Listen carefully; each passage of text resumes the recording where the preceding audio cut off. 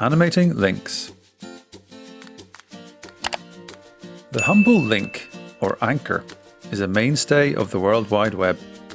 For a long time, links were always blue and underlined, until CSS came along and gave us the tools to change the color and style and even animate our link hover effects. In this lesson, we will learn how we style and animate the underlines on our links.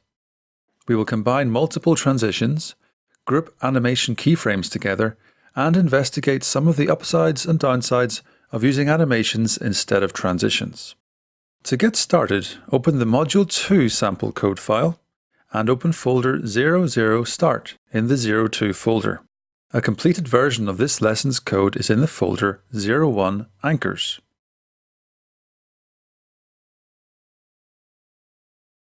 To begin with, we have some simple HTML. Inside the containing content article, you'll find a paragraph of text with a link.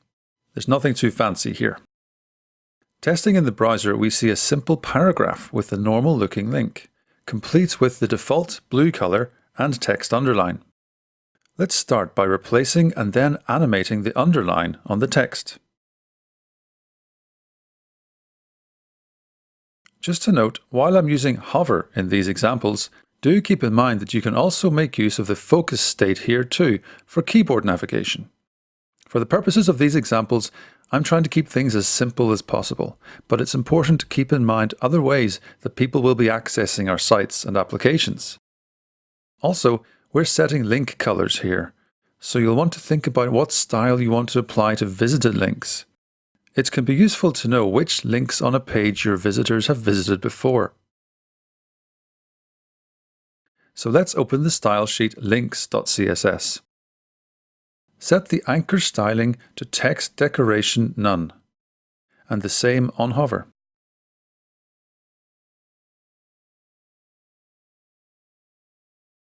With the underline gone, we can now put it back. Only this time, we'll create our own that we can animate. One possible approach could be to add a border bottom to the links.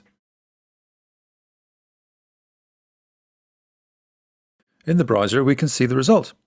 It's not great. The border sits very low, far away from the text. Let's try another approach, using a pseudo element.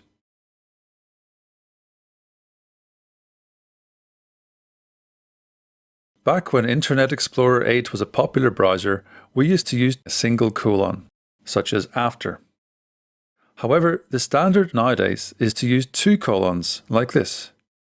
You may have noticed in the last module, I used the older approach. This should be fine for now, but for future compatibility, it's a better idea to use two. Back to the CSS. Here we add an after pseudo element using : after. We set a border on the top.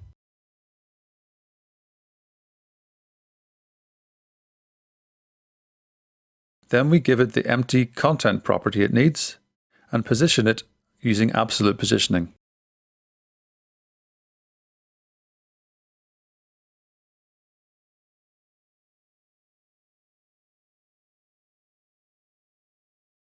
To make this work, we need to also go back and set the position to relative on the anchor element. This tells the browser to use the anchor as a container for the absolutely positioned element within it. We're setting the right and the left to 0 so that the line goes all the way across the link. Lastly, the property bottom is set to be slightly higher than the bottom of the container. In this case, 0.14 m from the bottom. In the browser, we can see that this now positions nicely. Now that we've created our own pseudo underline, we can apply styles, such as border radius, for example. We could add in a border radius and create an oval-shaped underline by using border radius 50%. We could even take this opportunity to change the border style to dotted or dashed, or even apply an SVG or image as the underline. Do experiment and see what works for you. For this example though, we'll keep it simple so that we can focus on the animation.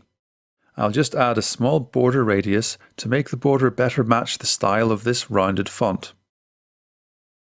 Time to add some animation.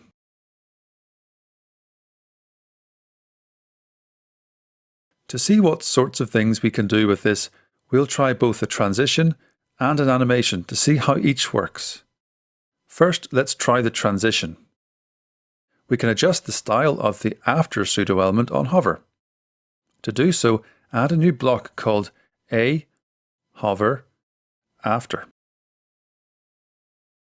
This contains the hover style for the pseudo element. Let's adjust the positioning so that the line goes from left to right on hover. First, we change the right property on the pseudo element to 100%. Then add a hover position where the line goes all the way across by setting right to 0. Testing this in the browser, it doesn't look like much yet. We'll need to add a transition to see this change from left to right. In the pseudo element, add a transition that will transition the right property over a duration of 0.4 seconds and using the cubic Bezier timing function with coordinates 0, 0.5, 0, and 1. This timing function starts very fast and tapers off. It's kind of an exponential ease out. We now see the underline animate from left to right on hover.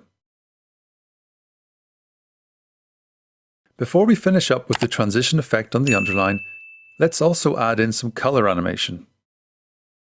Back in the original anchor style block, we set the color to match the border.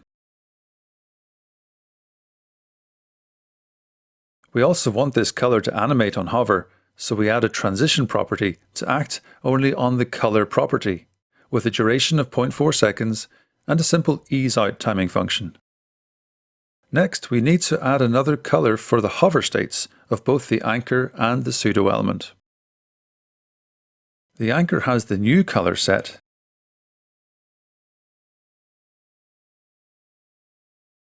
and then the same color is applied to the border color on the pseudo element. Lastly, we need to add another transition to the pseudo element to make this color animation work.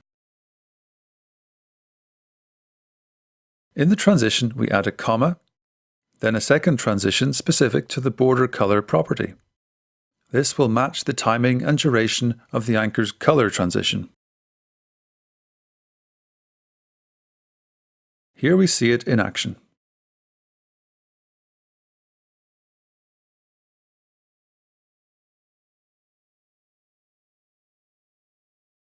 In this example, we've seen how transitions smooth the state between an element's default state and its hover state. The way we went about building the transition is worth looking at. We built each state, and then at the end added a transition to create the animation between the states. This is very different to how we design animations using keyframes. Rather than build the animation entirely within the keyframes, we plan out each state in advance, and the transition property does the job of smoothing the changes between states. Let's see how we can use an animation with keyframes to add animation to the hover event. Where the transition property smooths the changes between two states, we can use animations to introduce more than two states. They can play automatically on load, and they can even repeat. These are features transitions don't give us, so it might be useful to make use of animations on hover states in some cases. We'll set up an animation to repeat infinitely as long as the mouse is hovering over a link. First, we set up the keyframes with the name anchor underline. In this, we have 3 sets of pairs of keyframes. First, 0% and 10%, then 40% and 60%. And lastly 90% and 100%. When we want keyframes to have the same properties, we can list them together separated by commas. What this says is that the 0% and 10% states will be the same as each other, as well as the 40% and 60% and the 90 and 100.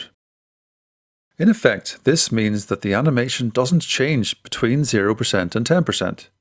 However, it will then animate between 10 and 40%, at which point it will remain unchanged until 60%, and so on. We add styles initially for the left and right positions. At first, these styles make the line invisible, but pressed up against the left side. In the middle of the animation, we set the left and right to 0, meaning the line is stretched across the entire link. Lastly, we push the left up to 100% to squash the line against the right side.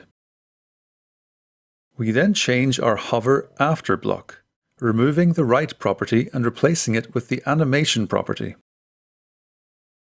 We specify the animation name, a duration of 2 seconds, the same timing function as earlier,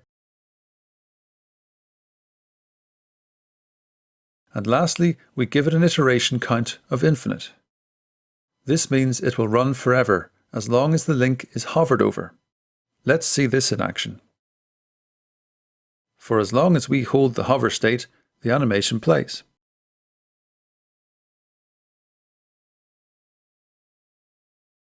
This is one advantage the animation property has over transition.